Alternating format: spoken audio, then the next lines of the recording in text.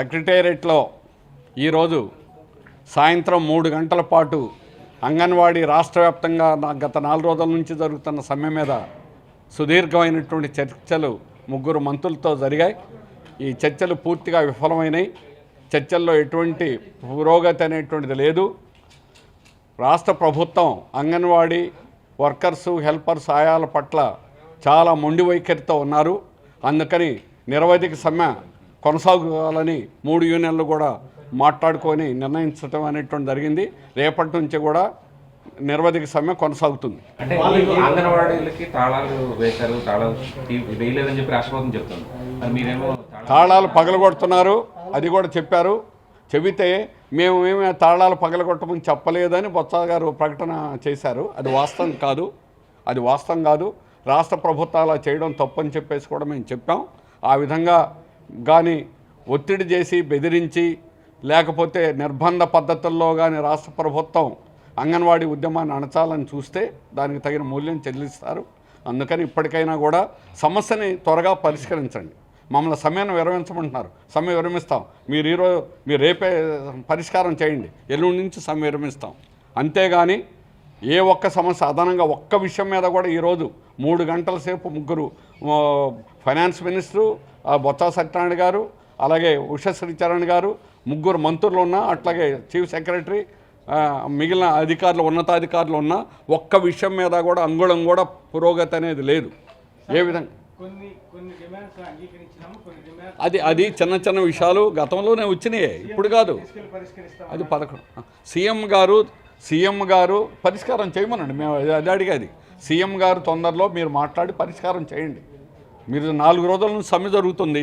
ఈ 4 రోజులు ముఖ్యమంత్రితో మీరు మాట్లాడి మీరు సరైనటువంటి రిప్లై తోటి కానీ ఇక్కడికి వచ్చి ఉంటే, అట్లాగే జీతభత్యాలు పెంచుతానంటే, సుప్రీంకోర్టు గ్రాట్యుటీ తీర్పుని అమలు చేస్తానంటే వాటిని మేము పరిశీలించడానికి ఖచ్చితంగా మేము విరమించడానికి అవకాశం ఉంది. కానీ అవేవి ఆ 2 విషయాల్లో 10 సార్లు చెప్పారు. జీతాలు మేము పెంచమని 10 సార్లు చెప్పారు. 10 సార్లు చెప్పిన తర్వాత వారు మళ్ళా మాట్లాడి కూడా పెంచేదానికి ప్రయత్నం చేస్తామని కూడా చెప్పలే.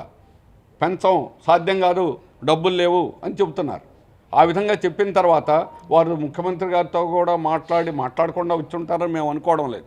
మాట్లాడిన తర్వాత కూడా ఆ విధంగా రిప్లై ఇచ్చారనంటే దీన్ని పరిష్కారం చేయడానికి అంత సుముఖంగా లేరు. మొండిగా రాష్ట్ర ప్రభుత్వం మొండి వైఖరితో ఉంది. ఇది సరైనది కాదు. అట్లాగే నిర్బంధ పద్ధతులు కూడా ప్రయోగిస్తున్నారు. ఇది మంచిది కాదు. వాటిని విరమించుకొని వేగంగా మీ వేతన పెంపు డిమాండ్ 11 డిమాండ్లు ఉన్నాయి కదా, వాటిలో ఎక్కడైనా సయోధ్య కుదిరిందా మీకు ప్రభుత్వానికి మధ్య? 5 పాయింట్లు వాళ్ళు ఏకపక్షంగా చెప్పారు. ఇది ఉదాహరణకి రిటైర్మెంట్ 62 సంవత్సరాలకు పెంచుతామన్నారు. అట్లాగే హెల్పర్గా ఉన్నటువంటి వాళ్ళకి ప్రమోషను 45 నుంచి 50 సంవత్సరాలు చిన్న చిన్న విషయాలు అవి. కానీ ప్రధానమైన విషయం జీతాల విషయం. ప్రధానమైనటువంటి విషయం సుప్రీంకోర్టు ఇచ్చినటువంటి తీర్పు ప్రకారం గ్రాట్యుటీని అమలు చేయడం. ఈ 2 విషయాలతోటి ఇంకా కొన్ని విషయాలు ఉన్నాయి. అయినా ఈ 2 ప్రధానమైన విషయాలను ముందు నుంచి చెబుతున్నారు మా యూనియన్ నాయకులు. కానీ ఆ 2 విషయాల మీద ప్రభుత్వం ఏ రకమైనటువంటి స్పష్టత అనేటువంటిది ఇవ్వలేదు. ఆ 2 విషయాలు ముందు తేలాలి. వాటిని ప్రభుత్వం మాట్లాడుకోమనండి. ప్రభుత్వం వాటి మీద స్పష్టమైనటువంటి వైఖరి తీసుకుంటే మేము కూడా సరైన వైఖరి తీసుకుంటాం. చర్చలకి ఏమిటంటే వారు చెప్పిన కండిషన్ ఒకటి పెట్టారు. మీరు సమ్మె విరమించుకుంటే మళ్ళీ సోమవారం, మంగళవారం పిలుస్తామన్నారు. అయితే గతంలో కూడా అలాగే చెప్పారు. 11వ తేదీ కూడా మీరు ముందు సమ్మె విరమించితేనే మిమ్మల్ని చర్చలు పిలుస్తామన్నారు. మళ్ళీ 13 పిలిచారు, 14 పిలిచారు, మాట్లాడారు. అందుకని మాట్లాడడం చర్చల్లో ఏంటంటే ఏమీ బ్రేక్ లేదు. ఇప్పుడు కూడా ఆ రకమైనటువంటి వైఖరి తీసుకుంటే ఏది కూడా జటిలం అవుతుంది, కానీ అది సరళం అవ్వదు. అందుకని జటిలం కావాలని అట్లా చేస్తే అది వాళ్ళ ఇష్టం. కానీ మేము వారు కోరేది మళ్ళీ చర్చించండి, మీరు మాట్లాడుకోండి, ముఖ్యమంత్రి గారితో సంప్రదించండి, దాని పరిష్కారం తీసుకురండి, పరిష్కారం చేయండి. అత్యంత తక్కువ జీతాలు వచ్చేటువంటి కార్మికులు వీళ్ళు 10,500 రావడం అంటే ఈరోజు పిఆర్సీ ప్రకారం ఆఖరి గ్రేడ్ కార్మికులకు ఓన్లీ బేసిక్ 20,000 రూపాయలు ఇస్తున్నారు. మీరు చేసే నిర్ణయం అది, మేము చేసి అది హెల్పర్కి వస్తుంది. ఆఖరి వర్కర్ అంటే టీచర్కి, వర్కర్కి ఇంకా ఎక్కువ ఇవ్వాలి. అందుకని అవన్నీ కూడా మేము చెప్పలేదు. మీరు ఎంత పెంచుతారో చెప్పండి అని చెప్పి అడుగుతున్నాం. అసలు జీతాలే పెంచవని అటువంటి స్టాండ్ అనేది అది సరైన స్టాండ్ కాదు, తప్పు స్టాండ్ అది. అందుకని జీతాలు ఖచ్చితంగా పెంచాలా. పెంచకపోతే ఈ నిరవధిక సమ్మె ఎన్ని రోజులైనా సాగుతుంది. ఆన్రోరియం అనేది కాదు, సుప్రీంకోర్టు చెప్పింది. మీరు పేర్లు ఆన్రోరియం ఏది పెట్టుకున్నా it is a salary, it is a wage, ఇది జీతమే. అందుకని సుప్రీంకోర్టు చెప్పింది. ఆ గ్రాట్యుటీ కేసు సందర్భంగా వీళ్ళు వర్కర్లు కాదు, మేము ఆన్రోరియం ఇస్తున్నాం అని అంటే కాదు, వీళ్ళు వర్కర్లేను. ఐసిడిఎస్ అనేటువంటి సంస్థ, ఆ సంస్థలో పనిచేస్తూ ఉన్నారు. అట్లాగే వాళ్ళకి జీతం ఇస్తున్నారు. వాళ్ళకి 15 రకాలైన పనులు అప్పచెప్పారు. ఉదయం 8 గంటల నుంచి ఆయా ముందే అరగంట ముందు వచ్చి శుభ్రం చేసి తర్వాత సెంటర్ని ఓపెన్ చేస్తారు. 15 రకాల పనులు చేస్తారు వాళ్ళు. ఈ అన్ని రకాల పనులు, ఇవి సర్వీస్ కండిషన్స్. ఇటువంటి కండిషన్లతోటి పనిచేసేవాళ్ళు వర్కర్లే. వాళ్ళకి ఇచ్చేది మీరు జీతమే. పేరు ఏది పెట్టుకున్నా అది చెల్లదు, అది జీతంగానే పరిగణించబడుతుంది అని సుప్రీంకోర్టు చెప్పింది. దాని ప్రకారమే మీరు వారికి జీతం అనేటువంటిది పెంచాలి. సమాన పనికి సమాన వేతనం అనే దాని ప్రకారం ఆఖరి గ్రేడ్ కార్మికుల యొక్క 20,000 రూపాయలు చట్ట ప్రకారం తీసుకున్నా కూడా, చట్ట ప్రకారమే తీసుకున్నా కూడా 20,000 రూపాయలు చెల్లించాలి. అలాగే మీరు అంతకుముందు ఇచ్చిన వాగ్దానం ప్రకారం ఎన్నికల్లో 4 ఏళ్ల క్రితం ఎన్నికల సమయం అప్పుడు తెలంగాణ కంటే 1000 రూపాయలు పెంచుతామని చెప్పినటువంటి వాగ్దానం దగ్గర నుంచి ఈ 4 ఏళ్లలో వారికి ఏం పెంచలే. అలాగే ప్రిన్సిపల్ సెక్రటరీ తప్పుడు స్టేట్మెంట్ ఇచ్చారు, మేము 4,500 రూపాయలు పెంచామని. పెంచింది 1000 రూపాయలే ఈ ప్రభుత్వం వచ్చిన తర్వాత. అందువల్ల ప్రభుత్వం ఈ విషయంలో మొండిగా ఉంది, ఇది తప్పు.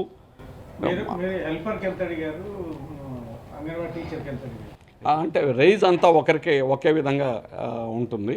రైజ్ అనేది మేము అడిగినటువంటిది.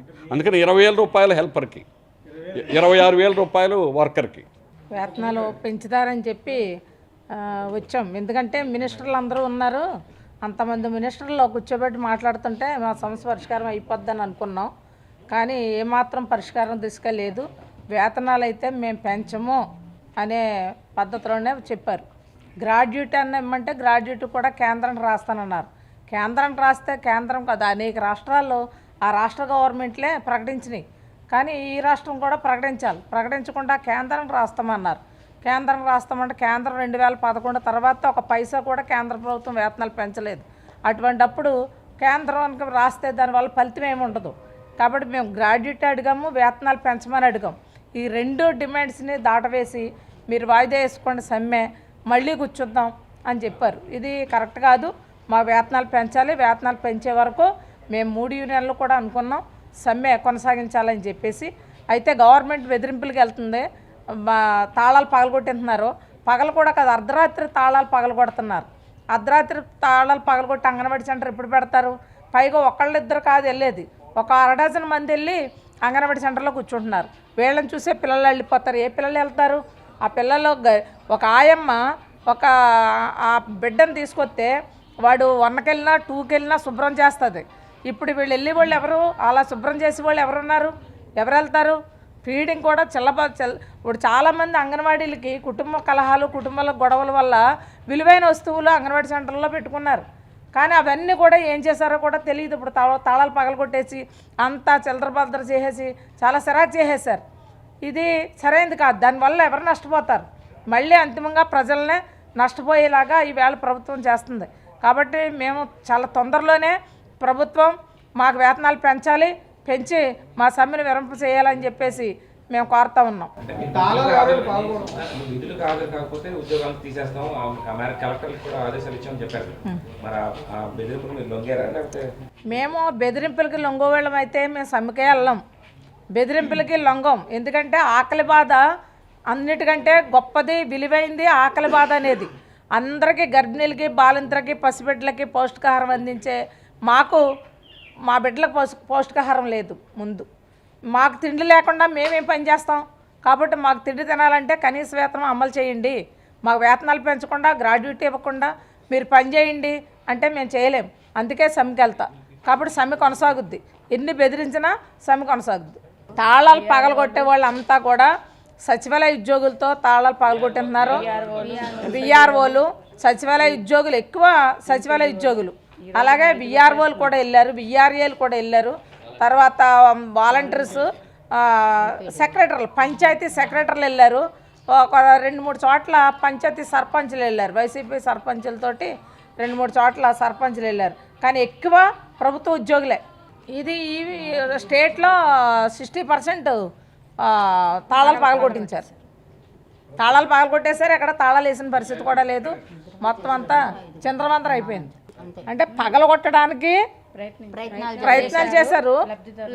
లబ్ధిదారులు అడ్డుకున్నారు, ఎక్కడికక్కడ లబ్ధిదారులు కూడా వెళ్ళి అడ్డుకున్నారు. గర్భిణీలు బాలింతలు వెళ్ళి పిల్లల తల్లులు కూడా వెళ్ళి మా సెంటర్లో పగలగొడితే ఊరుకోము అని చెప్పి అడిగారు. కొన్ని చోట్ల ఇంటి యజమానులు కూడా మా అంగన్వాడీ సెంటర్ మీకు అద్దెకి ఇవ్వలేదు, మా ఇల్లు మేము అంగన్వాడీ టీచర్లకు ఇచ్చాం, వాళ్ళు రాకుండా మీరెవరు వచ్చి ఇక్కడ పగలగొట్టడానికని అడ్డుకున్నారు.